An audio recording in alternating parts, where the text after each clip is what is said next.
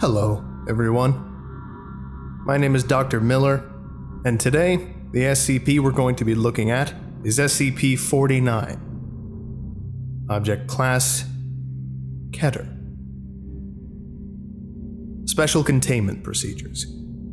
SCP-49 is to be contained within a hermetically sealed glass containment cell at Site-77. The seals on this chamber are to be checked and maintained every 8 hours, and the defects in the chamber's seal are to be considered an emergency level event and must be repaired immediately by assigned containment engineers. Under no circumstances are any individuals to enter SCP-49's containment cell or interact with the exterior of SCP-49's containment cell without proper hazardous exposure equipment. Interaction with SCP-49 is forbidden to anyone except qualified research personnel. Any individual who shows signs of illness after interacting with SCP-49 or after maintaining SCP-49's containment cell is to be immediately moved to an on-site medical quarantine for evaluation. Individuals who show symptoms of the pathogen 049 Yersinia inactive are to be kept in quarantine for further analysis.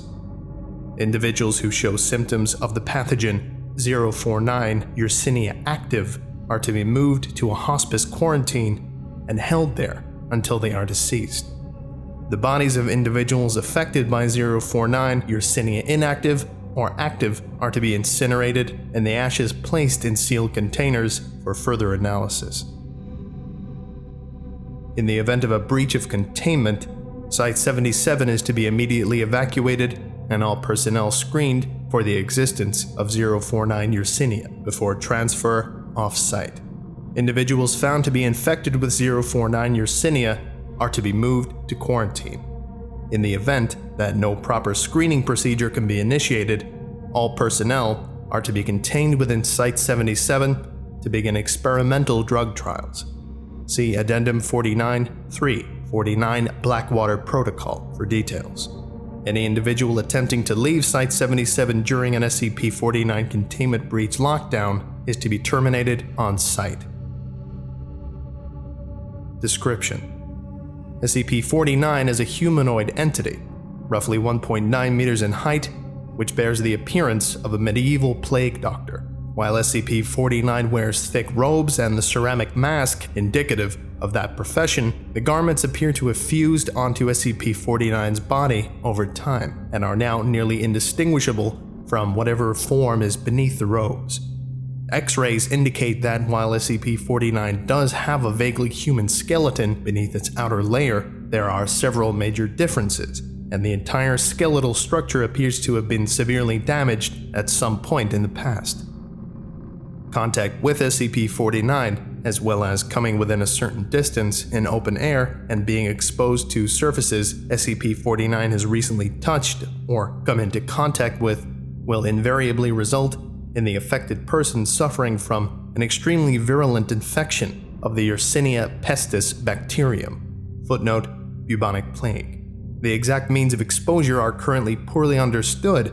However, it is believed that the bacterium have evolved over time to not simply spread quickly with significantly more aggressive symptoms, but also actively seek out non-infected hosts.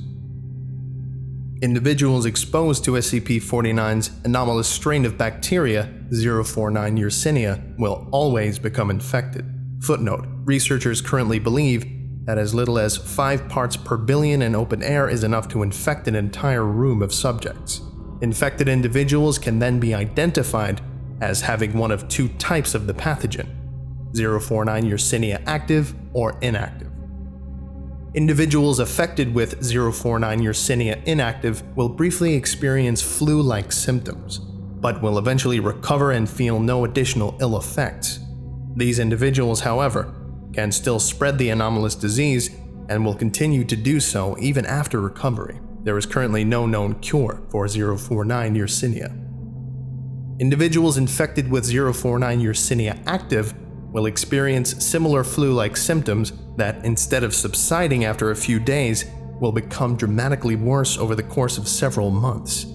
Individuals infected with 049 Yersinia active will experience severe nausea, fever, sweating, palpitations, lesions, hardening and flaking of the skin, bleeding in excess from the eyes, nose, and ears, broken bones due to severe muscle contractions, extreme neurological pain, swelling of the legs and feet, swelling of the internal organs, blindness, paralysis, and eventually, death. Throughout the duration of the sickness, which typically lasts between 2 to 5 months untreated, and longer if administered symptom-alleviating care, individuals will continue to spread the 049 Yersinia bacteria, only ceasing production of the bacteria after their death.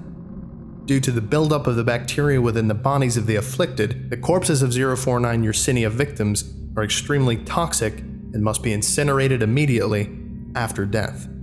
It is unknown if the ashes of deceased individuals are also contagious.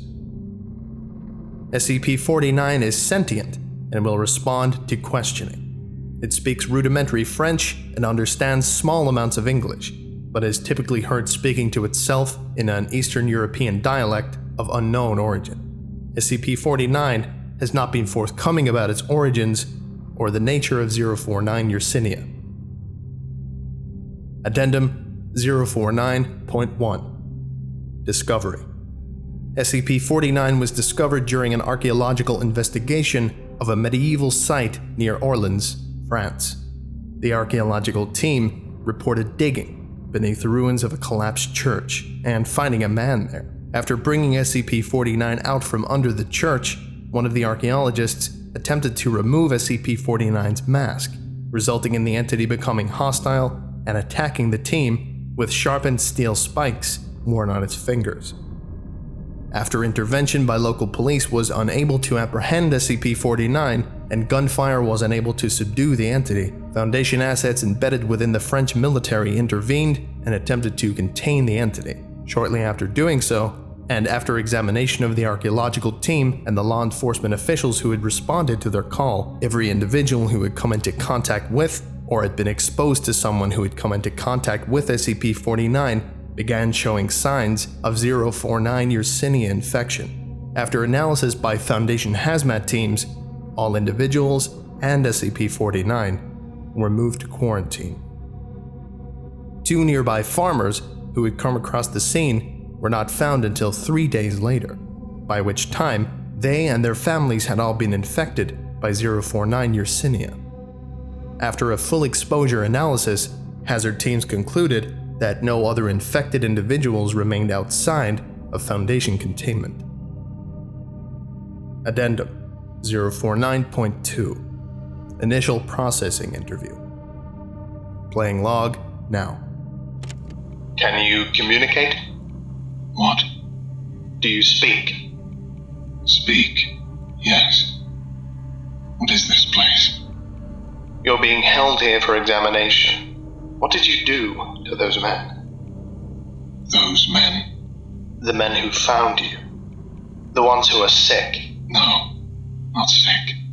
Being cured. What? I have seen horrible things. The darkness that swept over my home and turned my people to ash. A great pestilence, suffering without end. I did what I could, but so many perished. So many turned their eyes and did nothing. What do you mean, did nothing? The sick cried out for help, and they were stepped over, abandoned. Fear overcame empathy. They rotted and died. Their flesh cries out from the ground for comfort, for compassion, for justice. I tried, and I was punished for it, broken for it, beaten. How can we cure those men? What are they sick with? They are sick with apathy, as are you all. I have festered in the darkness for 1,000 years. The dead cry out for a reckoning, and they will have it. I will have it. What are you saying? The pestilence was never the sickness. The sickness is human nature, and there are none who stand untouched by by its grasp. You are sick, sir. You are all sick. And I am the cure. And this concludes this lecture.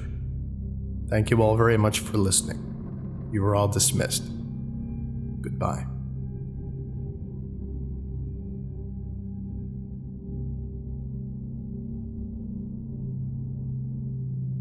I would like to give a special thank you to Desmond Haskins, Dustin Koski, Alan Setzer, Premier Romanov, Tyver Ball, and Dr. Mortis. Thank you all so much for your support. It's greatly appreciated. If you would like a special thank you at the end of each of my videos, and some other cool stuff as well, visit patreon.com/TheVolgun. Thank you.